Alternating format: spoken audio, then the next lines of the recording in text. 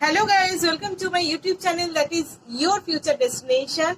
और आज का क्लास में कुछ इंपॉर्टेंट बैंकिंग टर्म्स का बारे में हम लोग चर्चा करने जा रही हूँ। तो चलिए आज का क्लास को स्टार्ट करते हैं। स्टार्ट करने से पहले आप लोग जान लीजिए कि आज का क्लास में कौन सा जो टॉपिक है उसका बारे में चर्चा होने वाले हैं। दैट इज BCBS यानी यानी Basel committee on banking supervision, इसका बारे में आज का क्लास में चर्चा होगा।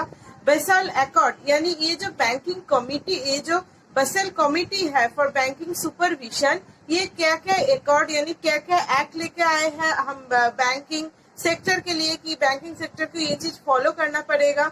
और अगर कोई बैंक वीक है तो उसके ऊपर RBI क्या एक्शन ले सकते हैं।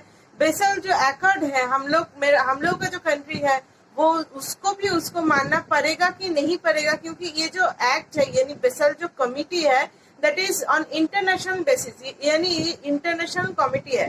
तो हम लोग का कंट्री उसके अंदर आते हैं कि नहीं, अगर आते भी है तो बेसल कमिटी का जो बेसल अकॉर्ड है उसको फॉलो करते हैं कि नहीं, सब कुछ आज का क्लास में चर्चा होने वाला है। तो चलिए ज्यादा देरी नहीं करके आज का क्लास को स्टार्ट करते हैं। Welcome to my YouTube channel that is your future destination. और आज का क्लास में हम लोग तीनों जो मोस्ट इम्पॉर्टेंट बैंकिंग टर्म्स है उसका बारे में पढ़ेंगे। पहले क्या है BCBS का फुल फॉर्म क्या होता है सब कुछ पढ़ेंगे।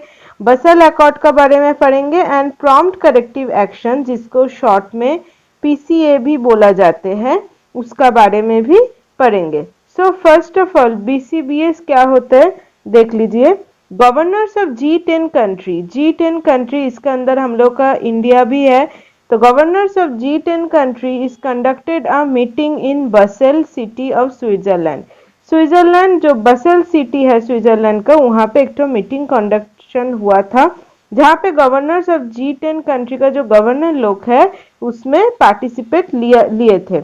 इन 1974 और 1974 में ये चीज हुआ था and conducted a committee name BCBS, और एक कमिटी बनाया गया था जिसका नाम क्या था BCBS, जिसका फुल फॉर्म क्या है Basel committee on banking supervision, जिसका फुल फॉर्म होता है Basel committee on banking supervision यानी BCBS का। सो बैंकिंग सुपरविजन से समझ में आता है कि it is related to banking, और कहीं ना कहीं तरह से ये बैंकिंग जो एक्ट है यानी जो बैंकिंग जो सेक्टर है उसको सुपरविजन करते हैं। According to which bank have to maintain its minimum capital requirements in CAR, तो बैंक को जो मिनिमम कैपिटल रिक्वायरमेंट्स है वो CAR में मेंटेन करना होता है। CAR क्या होता है कैपिटल एडिक्वेसी रेशियो। अब कैपिटल एडिक्वेसी रेशियो हम लोग कैसे निकालेंगे देख लीजिए। कैपिटल एडिक्वेसी रेशियो निकालने के लिए टोटल एसेट, जो भी टोटल एसेट होगा उसका नीचे रहेगा रिस्क वेटेड एसेट यानी divided by risk weighted asset into 100। ये करने से हम लोगों को कैपिटल एडिक्वेसी जो रेशियो है वो निकल जाते हैं। अब रिस्क वेटेड एसेट में क्या क्या चीज आएगा, कैश आएगा, लोन आएगा, इन्वेस्टमेंट आएगा और अदर एसेट भी आएगा। ठीक है। टोटल कैपिटल में दो चीज आते हैं that is TIR 1 capital and TIR 2 capital.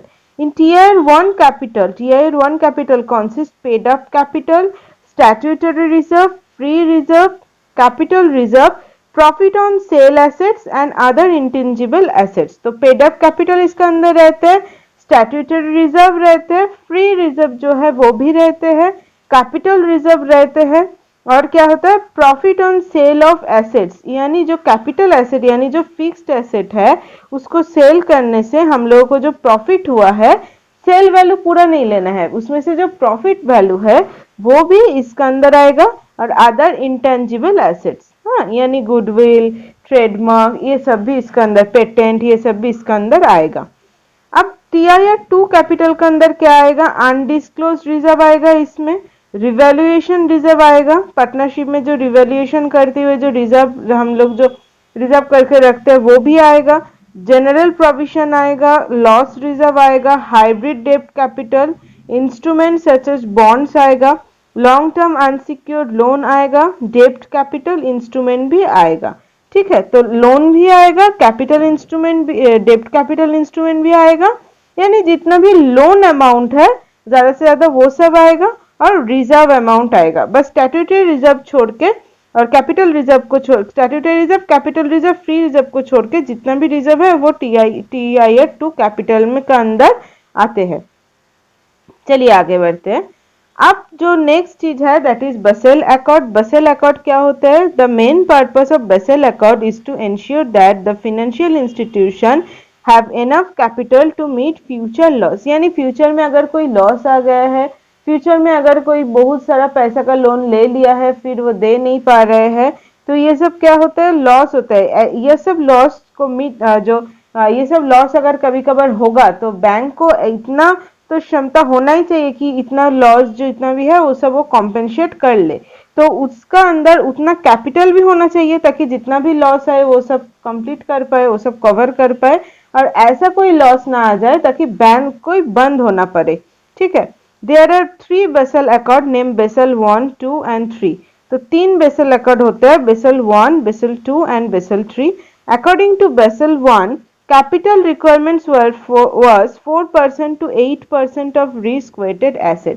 तो capital requirements इसमें कितना होता है? यानी जो CAR जो रेशियो होगा that will be 4 to 8%। According to बसेल 2 CAR कितना होगा? CAR होगा 8 to 12% of risk weighted asset। Now, according to Basel III, bank has to maintain 10 to 14% of capital adequacy ratio। Basel III ने बोला कि bank लोगों को 10 to 14% CAR रेशियो मेंटेन करना पड़ेगा, which in India was 11.5%। जो India में था कितना? 11.5%। But it was not possible for bank to maintain 11.5% of CAR। तो बैंक लोगों के लिए ये संभव नहीं था कि 11.5% CAR मेंटेन करे, which was 1,20,000 करोड़ रुपीस। तो ये जो 11.5% है वो लगभग कितना होते जा रहा था? 1,20,000 रुपीस।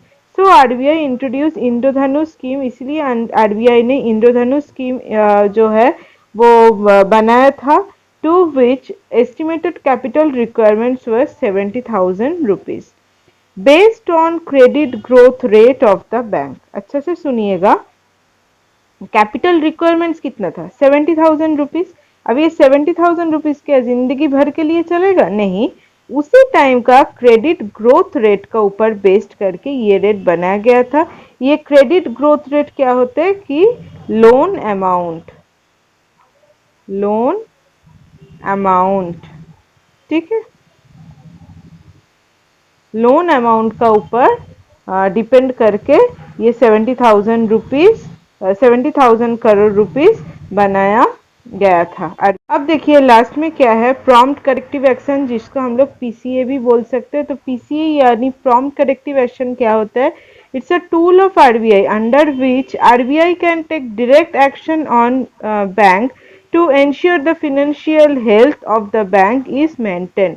तो आरबीआई इसमें क्या कर सकता है? बैंक का ऊपर डायरेक्ट स्टेप ले सकते हैं, take direct action with the bank to ensure the direct action on banks to ensure the financial health of the bank is maintain. ये इंश्योर करने के लिए कि बैंक का जो फाइनेंशियल हेल्थ है वो मेंटेन हो रहा है, यानी कैपिटल रिजर्व ये सब ठीक ठाक तरीका से मेंटेन हो रहा है। अगर नहीं होगा तो आरबीआई क्या लेगा? ये प्रॉम्प्ट करेक्टिव एक्शन यानी पीसीए लेगा। आरबीआई जाके डायरेक्टली एक्शन ले सकते हैं ऑन द वीक बैंक्स। ठीक है, तो आज का क्लास का टॉपिक यही था, इतना तक ही रहा। तो चलिए क्लास को ऑफ करते हैं, नेक्स्ट वीडियो में फिर मिलेंगे।